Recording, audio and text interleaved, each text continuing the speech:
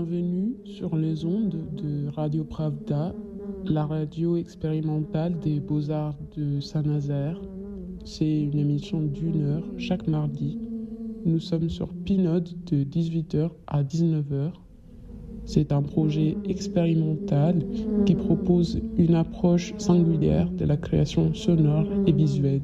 On explore la convergence entre les genres musicaux, la poésie sonore et les arts visuels. Encore bienvenue et suivez le flux.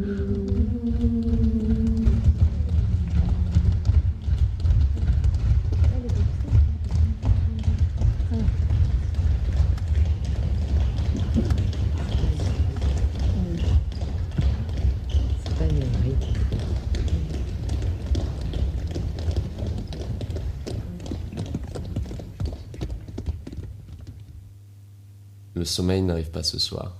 Pourtant, je crois qu'il fait jour. La pensée est assombrie par ma volonté de rester assis. Assieds-toi, m'a dit ma grand-mère. Je te raconterai une grande histoire.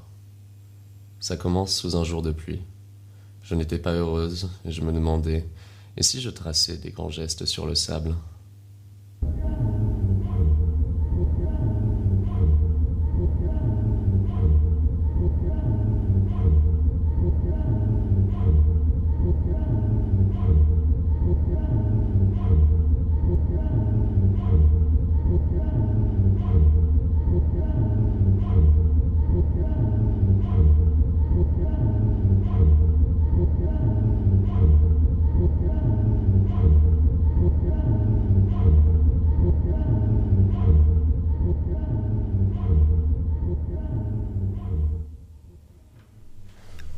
Aujourd'hui, on revient sur la radio, toujours avec Stéphane Rosière.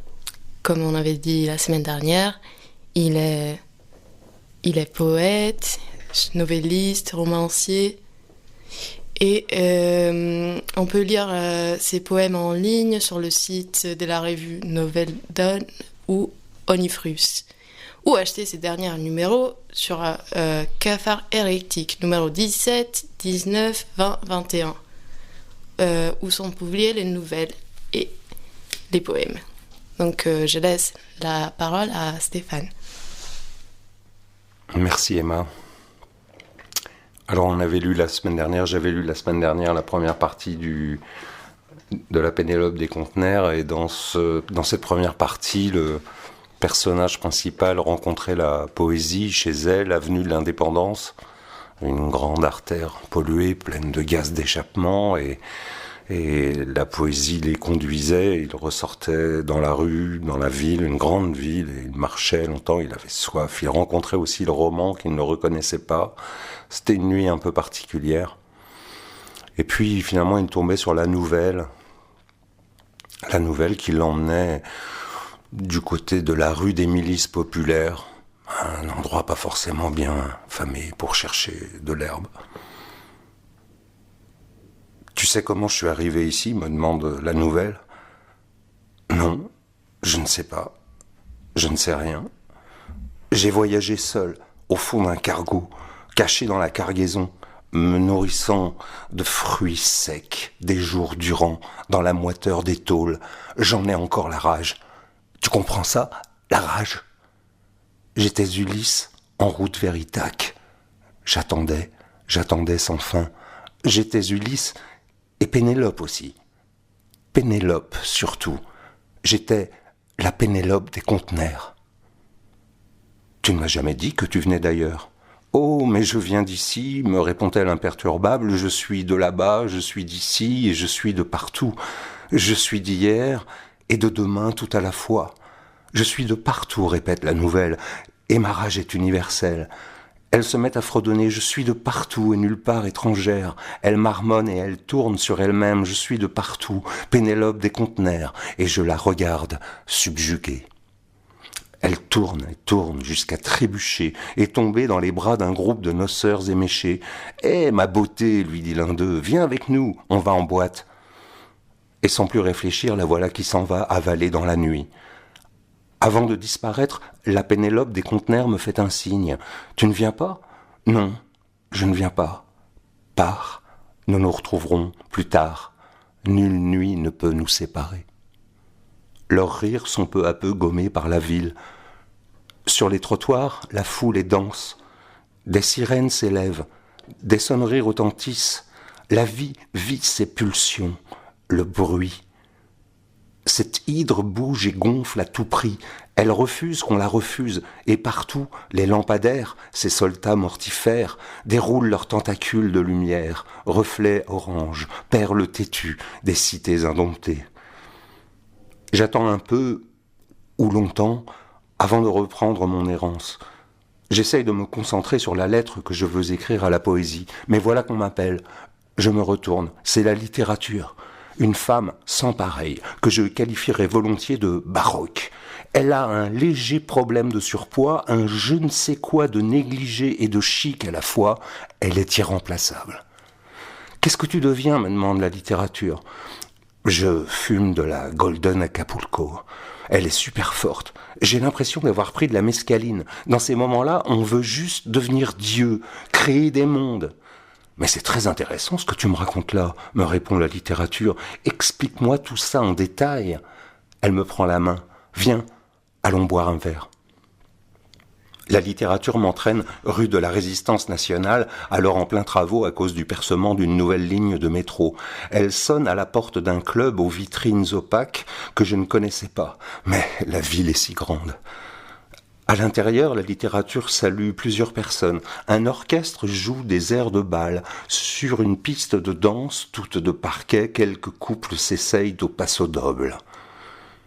Nous nous asseyons à une table sous des néons bleutés. Tout à l'heure, j'ai croisé le roman, expliquai-je à la littérature. Il est toujours aussi snob. Elle me sourit. Tu sais comment sont les petits derniers. Ils veulent se faire respecter, tu comprends ? Je ne réponds rien. Je lui souris d'un air entendu, alors que mes yeux restent fixés sur les danseurs. Mes pensées tournent plus vite qu'eux sur la piste. Et qu'est-ce que tu veux boire ? Saisissant nos verres, nous trinquons à la santé des écrivains. La tequila est de première qualité, ce qui réjouit la littérature, qui, toujours plus volubile, se lance dans un récit complexe où apparaissent des héros de tout calibre, dont certains se révèlent des couards et des personnes anonymes a priori falottes qui se révèlent héroïques, titans logeant dans des bureaux de tabac. Le temps passe à une vitesse très lente, ce qui permet à la littérature d'entrer dans les détails de chacune de ces histoires, qu'elle enrichit d'anecdotes sur la vie de leurs auteurs, comment ils se sont battus. Elle me parle de guerre, d'acharnement et de résistance. Tu vois, Vassili Grossman ou Josip Mandelstam, par exemple, envers et contre tout, c'est la guerre. Ses yeux sont injectés de sang. Plus tard, nous dansons. Je crois que c'est une valse. En tout cas, c'est une danse à 3 temps. Elle me tend sa main gauche, que je saisis, je la prends par la taille, elle pose sa main droite sur mon épaule et nous commençons à tourner en rythme. La littérature est une danseuse accomplie, bien meilleure que moi. C'est elle qui me conduit plutôt que l'inverse, mais qu'importe, à cet instant, nous sommes rois et reines. Nous sommes loin de cette piste de danse de la rue de la Résistance nationale. Nous sommes bien au-dessus de ce quartier interlope de la métropole, cette ville dont les habitants ont oublié l'origine, cette ville aux artères bouchées où se pressent comme dans une ruche enflée des millions d'âmes asservies par le temps, par le travail, l'argent, la guerre et l'amour aussi. L'aube approche. La nuit frémit avant de se dissoudre. La littérature s'en va soudainement. À bientôt, me dit-elle, avant de déposer un bref baiser sur mes lèvres. Au comptoir d'un bar ouvert 24 heures sur 24, je prends un café alors que 2 travelots finissent une bouteille de mezcal. Leur regard transperce le bar. Mon café est brûlant. Il est temps de mettre un terme, même provisoire, à cette errance. Je retourne avenue de l'Indépendance, où le trafic matinal est paralysé par le flux des fonctionnaires qui se rendent au travail, l'écoulement des employés, en route vers les tours des conglomérats, les acteurs du marché. Entre les voitures passent des jongleurs et des vendeurs de café. Moi, je n'ai pas écrit ma lettre, mais ce n'est pas grave. Je vais aller voir la poésie. Je monte directement chez elle. Sa porte n'est jamais fermée. L'appartement est calme, pas un bruit, pas un son. La poésie dort dans son lit, elle est nue, son corps n'est éclairé que par la faible lueur du jour tamisé par le voile synthétique qui couvre la fenêtre. Je la contemple un moment. Le bruit de la ville n'est qu'un discret fond sonore, une sourdine. Je m'approche de son lit et je m'assois près d'elle. Elle ouvre immédiatement les yeux et me fixe. « Bonjour », dit-elle, d'une voix claire et dépourvue de reliquats nocturnes. « Ne dis rien, je sais tout. Tu as rencontré la Pénélope des conteneurs.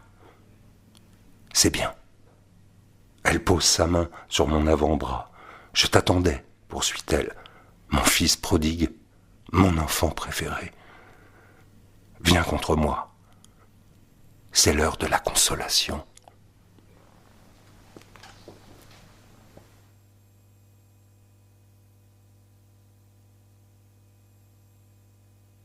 Listen here, you ass-licking piece of shit that deserves to get ass-fucked by a fucking donkey that has been blown off a fucking plane and then buried in a fucking Saharan desert to burn and then crumble under the fucking pressure and the pure death of fucking existence, you sly cunt.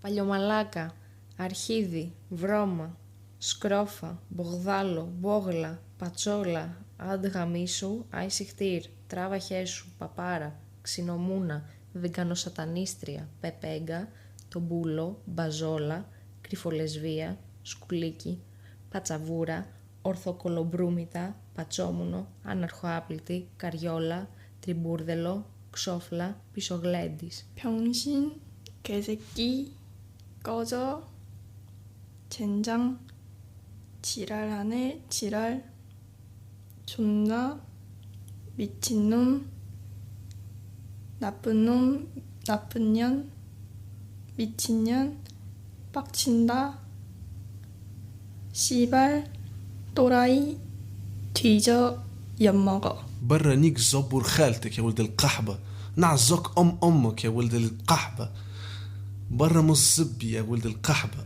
يا ابن المتناك، أي رفيك، هواه نعزك خالتك. Upon a time there was a total dick and he had your fucking face on it and I wanted to put a fucking shovel through it, but I reminded myself that I love your mother very kindly, but then again she did make a hell of a bitch to her son, but then again I could say much about her. Have a nice day, cunt. Παλιωμαλάκα, αρχίδι, βρώμα, σκρόφα, μπογδάλο, μπόγλα, πατσόλα, αντγαμίσου, άισιχτήρ, τράβα χέσου, παπάρα, ξινομούνα, βεγγανοσατανίστρια, πεπέγκα, τομπούλο, μπαζόλα, κρυφολεσβία, πατσαβούρα, ορθοκολομπρούμητα, πατσόμουνο, αναρχοάπλητη, καριόλα, τριμπούρδελο, ξόφλα, πισωγλέντης.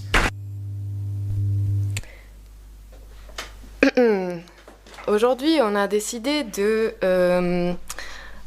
demander à un journaliste de nous décrire un petit peu en tant que journaliste envoyé, qu'est-ce qu'il y a à Saint-Nazaire, en face de où on est en train de faire l'émission. Donc bonjour Hamza, vous nous entendez ? Oui, je vous entends très bien. Et vous, est-ce que vous m'entendez ? Oui, on vous entend. Donc on s'est demandé qu'est-ce que vous voyez dehors, si vous pouvez nous décrire un petit peu. Déjà, du coup, je suis à côté, je suis en face de l'école. Rien qu'en la regardant, je vois un grand drapeau flotter au vent. Juste en face et juste derrière, on a le théâtre.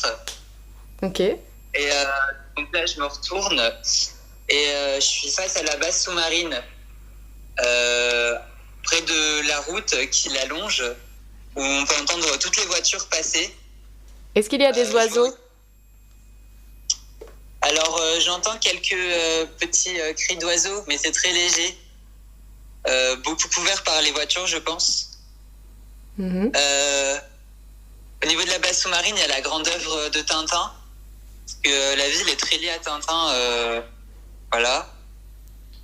Et donc après, plus à côté de la base sous-marine, je vois toute une suite d'usines. Au début, c'est vraiment que des gros silos un peu. qui font pas grand-chose. Et c'est quelle couleur? Alors ils sont gris, mais ils commencent un peu à devenir verts. La peinture s'écaille. On sent qu'ils sont là depuis très longtemps. Ok. Après, à côté de ça, on a l'usine Cargill, ou Cargill, je sais pas comment ça se prononce, qui, elle, a l'air un peu plus active, puisqu'on voit beaucoup plus de tours. On voit de la fumée aussi s'en échapper. C'est assez intéressant. Surtout la nuit, quand on a les éclairages, on peut voir la fumée créer un arc-en-ciel de couleurs presque. Est-ce qu'il y a encore du soleil dehors ou pas? Oui, il y a encore un grand soleil. Il n'y a pas beaucoup de nuages d'ailleurs. C'est assez étonnant. Mais grand soleil, oui, donc on voit très bien l'environnement. Et donc au loin, est-ce qu'on peut voir quelque chose d'autre ou c'est le paysage qu'on a devant nous? Est-ce qu'il y a quelque chose en plus? C'est vrai que là, près de l'usine, je vois un grand banc d'oiseaux voler au loin. Sinon, après, encore un peu plus loin, je vois à nouveau des silos, dont un qui est tagué d'une grande fleur, sûrement un tournesol. Un tournesol? Je pense, ouais. Ok. Est-ce que c'est un silo, du coup, vous avez dit? Oui, je pense que c'est pas un silo comme un silo de ferme, mais plutôt un silo, je pense, pour contenir des liquides. Et combien de vaches vous pensez qu'il pourrait y être dedans, dans le silo? Alors, en termes de vaches, alors je suis pas un expert, hein, mais je dirais peut-être une dizaine empilées les unes sur les autres. Une dizaine? Donc c'est pas très grand. Non, pas tant que ça. Et en termes de mouettes, combien de mouettes, plus ou moins, on peut avoir dedans? Ah là, j'en vois... en fait, là, il n'y a pas vraiment de mouettes. Je pense qu'elles sont un peu ailleurs. Là, c'est surtout des petits pigeons et... je pense, ok, mais du coup la question qui se pose maintenant, c'est ça. Est-ce que vous voulez acheter ou pas le silos? Parce que... Le silos, je sais pas si vous avez compris, mais en fait, vous êtes sur un appel pour acheter ou pas l'usine. Effectivement, c'est une bonne question. Vous êtes intéressé, oui ou non? Ça, c'est la question. Attendez, laissez-moi finir. C'est une bonne question. C'est vrai que là, comme ça, de vue, je pense qu'il y a un bon potentiel. Donc oui, je dirais que je suis assez intéressée. Après, tout dépend peut-être aussi de... Oui, ok. Je pense que, comment vous dites, ça m'aide pas vraiment. J'ai l'impression que vous n'avez pas vraiment l'argent, donc je dois vous laisser. Merci. Non, bon, très bien.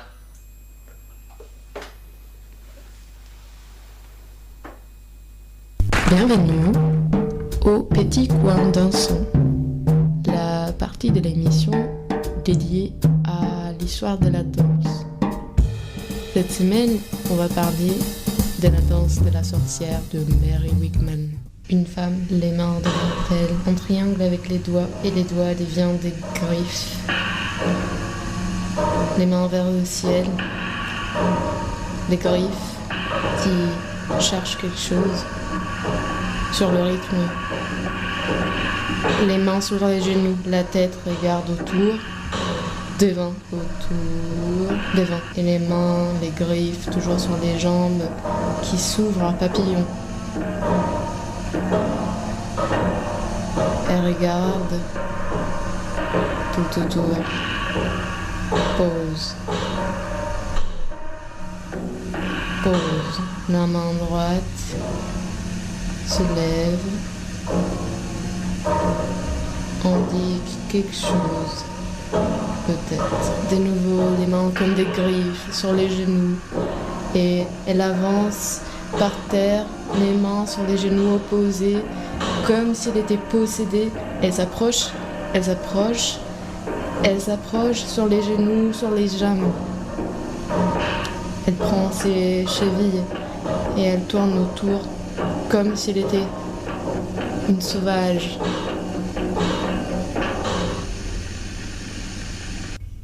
Hexentanz, la danse de la sorcière en allemand, est enregistrée pour la première fois en 1930 en vidéo. Wigman, elle crée la danse d'expression, donc c'est une danse allemande expressionniste qui donc implique un engagement total de l'être.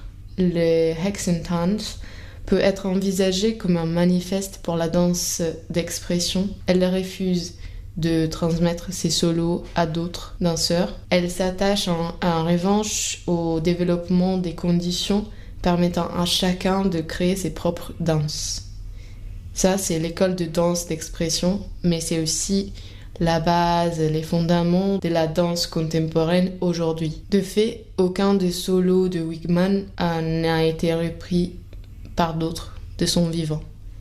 C'était pas le but.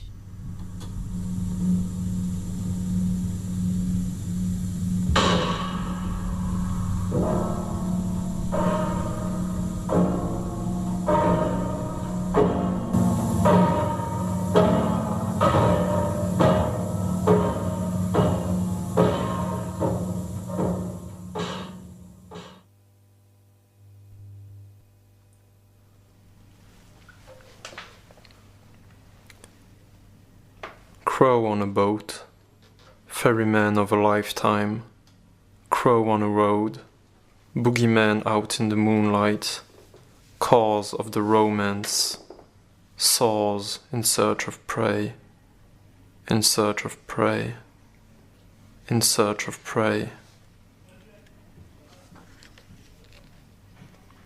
Obsession in the moonlight, croaking my worries away, wind deafening, I can only see her. I sing back of the murder, red defiling my eyes can only see her. Moonlight eavesdropping, confessing through her hair, her heart opposite, hoping it'll reach. Scarecrow on the beach, does its job well, birds flock away, get lost into the rocks, birds search for him, looking for its shell.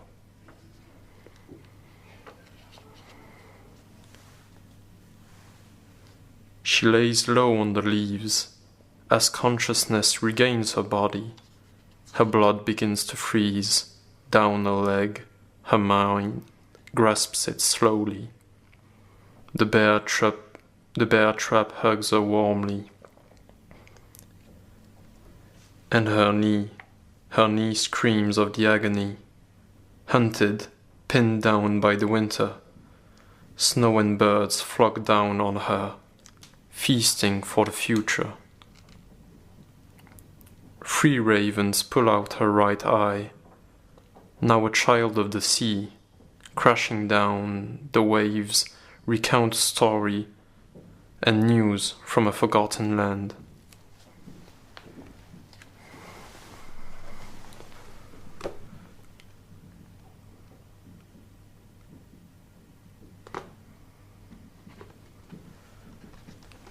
Tu écartes dans tous les sens tes branches, soleil du soir, cerisier en fleurs. Voici de Mars en nous que des perles embruns d'amour inconnus sur les dunes. Ici ne furent semés comme bleus qui, soudain, poussent jusqu'au ciel. Ici, les vergers ne peuvent pas naître. Le sol est un ours gourmand d'ignoble miel. Mais ailleurs, je sais que le printemps naît comme Vénus des vagues de la terre. Aidé par les chiens, le laitier, l'angélus, par les coqs rempailleurs de cris, par la forge, par la rumeur en détail d'un village à des kilomètres, par moi, Vénus qui me meurt. Je sens avec délice en moi les folles bulles d'où tu jaillis comme un bouchon d'or.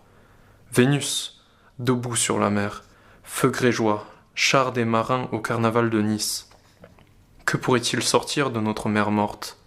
Ici, les arbres sont épouvantails. Maintenant, le soleil est dans la mer du Nord. Il ne reste que les projecteurs de la côte. Ces projecteurs aveugles font des gestes d'automates, tâtant les angles d'un plafond. Il ne reste plus que du froid carré, que cette fusillade leste, que ces garçons français et allemands, statues face à face, cassés par des secousses, que ce laurier de gloire qui pousse, sans joie, uniquement nourri de marbre, laurier inhumain, que la foudre d'avril te tue.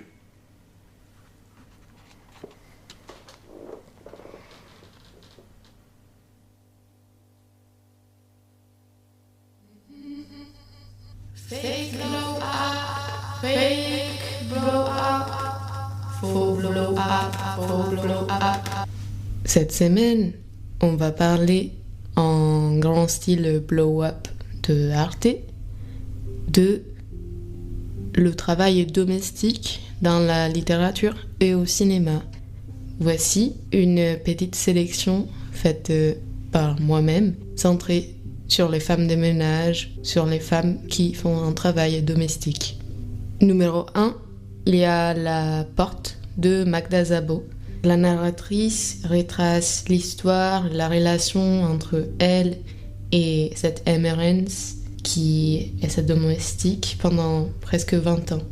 Et elles sont un peu à l'opposé. Une est jeune, l'autre âgée, une sait à peine lire et l'autre fait partie de la bourgeoisie, mais il y a quelque chose qui les lie. Et la façon de Szabo d'écrire comment ces personnages sont est très passionnant, très humain. On comprend pourquoi les personnages font ce qu'ils font. Au numéro 2, on peut trouver L'Amérique pauvre, comment ne pas survivre en travaillant, de Barbara Ehrenreich. C'est un livre enquête. Elle est journaliste et elle décide de être femme de ménage pendant presque 1 an et voir si c'est vraiment possible de survivre en faisant la femme de ménage comme travail. C'est un livre qui raconte des conditions des femmes de ménage aux États-Unis, des conditions économiques, mais aussi de leur position sociale et de comment elles sont perçues. Ça donne donc un portrait d'une Amérique qui, en fait, est pleine de personnes qui n'arrivent pas à la fin du mois. Au numéro 3, on peut trouver un film documentaire qui s'appelle Karaoké domestique de Inès Rabadan. C'est une réalisation de la Belgique. En fait, Inès, elle fait des interviews aux femmes de ménage, mais aussi à ses employeurs. Et c'était au début une interview vidéo. Ensuite, elle décide de juste garder l'audio. Et donc, c'est elle qui rejoue tous les rôles de tous les personnages. Donc, on ne voit pas de visage, on voit juste Inès en train de faire un lip-sync de ce qu'ils disent. Numéro 4, on ne peut pas, bien sûr, oublier Chantal Akerman avec Jeanne Dielman, 23, Quai du Commerce, 1080 Bruxelles. C'est un film qui parle de Jeanne Dielman, une mère d'un garçon de 16 ans qui est veuve. Et ce qu'on voit, c'est elle qui fait le ménage, qui cuisine. Et ce qui est intéressant, c'est que, en fait, Akerman décide de tout montrer. Donc, si elle fait la vaisselle, on voit du début à la fin sa vaisselle. Pendant 3 heures, un film, on voit une femme enfermée sur elle-même. Au numéro 5, toujours sur des autrices, on a Margaret Atwood avec Alias Grace. On va pas trop rentrer dans l'histoire puisque c'est une histoire avec un meurtre et on sait bien que c'est bien de découvrir soi-même les histoires. Mais ça parle de cette fille à la fin du 19e siècle. Elle travaille dans plusieurs maisons. Elle cuisine, elle fait la vaisselle et elle nettoie. Et elle va être accusée d'un meurtre. Ce qui est intéressant, bien sûr, c'est l'écriture de Margaret Atwood qui décrit la condition féminine de la femme à l'époque, surtout en n'étant pas d'une classe bourgeoise ou de la noblesse. Pour terminer, je vais conclure avec un de mes livres préférés, qui peut-être n'est pas très connu, et ça s'appelle « On dirait que je suis morte » de Jane Begin, et ça parle d'une femme de ménage, elle s'appelle Mona, Elle habite aux États-Unis et décide de partir de l'entreprise où elle est pour aller au Nouveau-Mexique et recommencer à travailler en tant que femme de ménage là-bas. Mona a une vision très particulière de la vie et c'est pour ça que c'est intéressant de suivre un peu son imaginaire pendant qu'elle travaille, pendant qu'elle nettoie. Elle s'imagine qu'est-ce qu'ils ont fait les propriétaires de la maison. Elle s'imagine des choses horribles, des homicides, et elle fait aussi des photos à l'intérieur. Puis, j'ai découvert que Jane Begin, l'autrice, elle a été aussi femme de ménage pendant longtemps. Et donc, c'est aussi un peu une retranscription littéraire de son expérience à elle. Je vous conseille de le lire, puisque c'est un style très drôle et très, en même temps, triste et macabre, puisque c'est une femme quand même dans l'histoire qui a eu beaucoup de violence, qui ne sort pas vraiment de sa condition, mais qu'elle trouve quand même sa façon d'être au monde. Voilà pour conclure cette partie dédiée aux femmes de ménage et au travail domestique. Bien sûr, on pourrait clairement continuer et en discuter avec beaucoup de choses, comme par exemple Maid, la série télévisive, ou le travail de Sophie Calle, si on veut aller plutôt dans les arts visuels. Mais on va rester sur ce que j'aime bien, parce que c'est moi qui décide.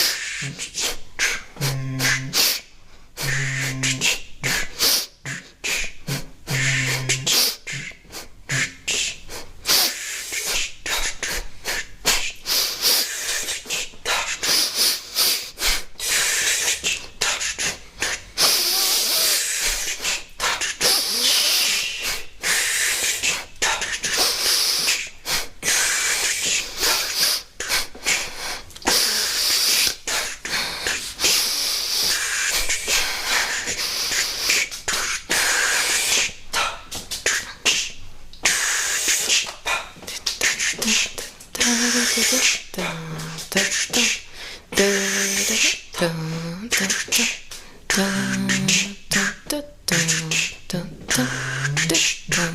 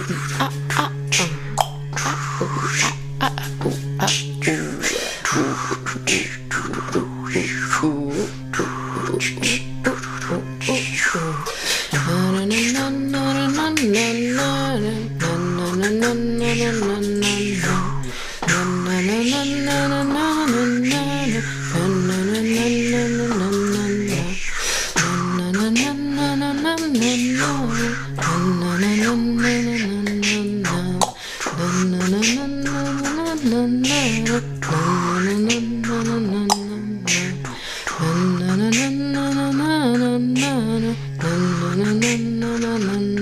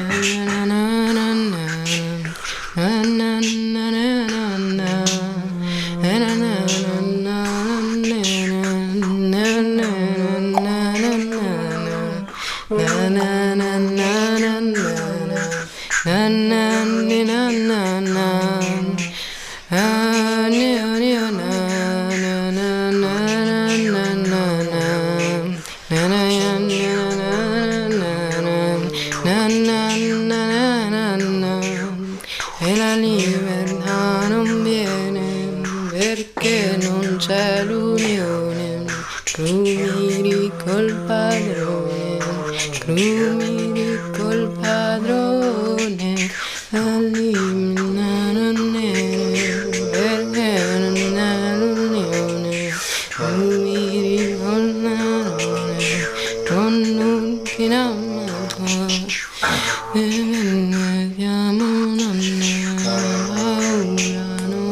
siamo per amor dei nostri figli, per amor dei nostri figli.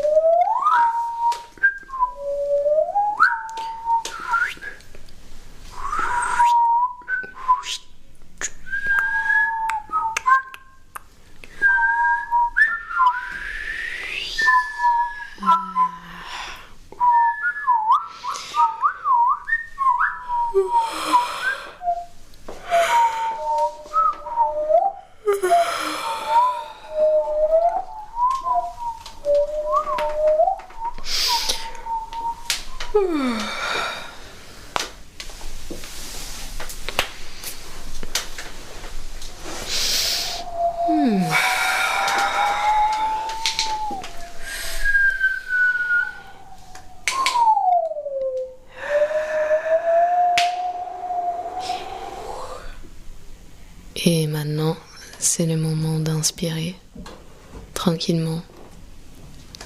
On inspire.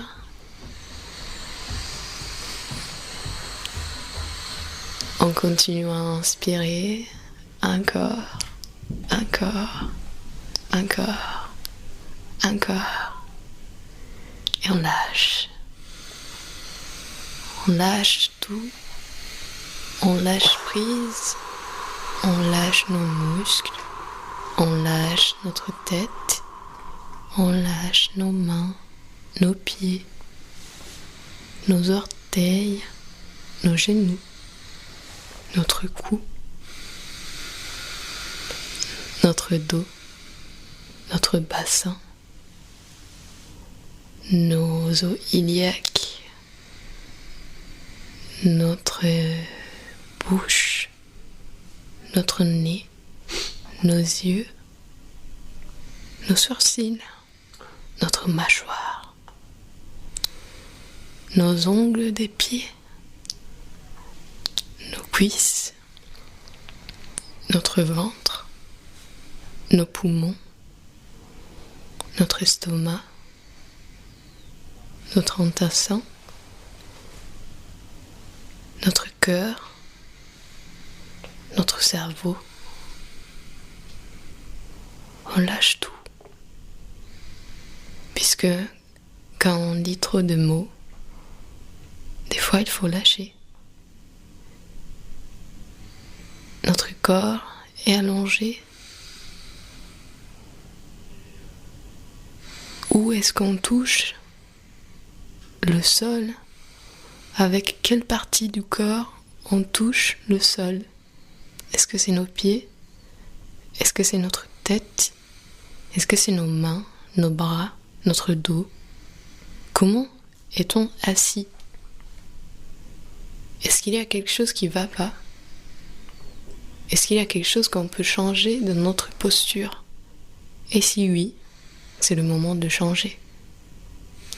Et sinon, très bien. Vous prenez soin de votre corps. Et on continue à respirer tranquillement. Tranquillement, mais toujours au même rythme. Et on s'approche de la fin. Donc on vous laisse sur ces inspirations, ces expirations. Et bientôt, on se revoit la semaine prochaine, si vous êtes là. Et peut-être que on s'endort dans ces moments. Est-ce que on va se réveiller dans un rêve? Est-ce que on va être dans la même réalité? Qu'est-ce qu'il y a au-delà de cette porte, de ces paupières? À bientôt, peut-être.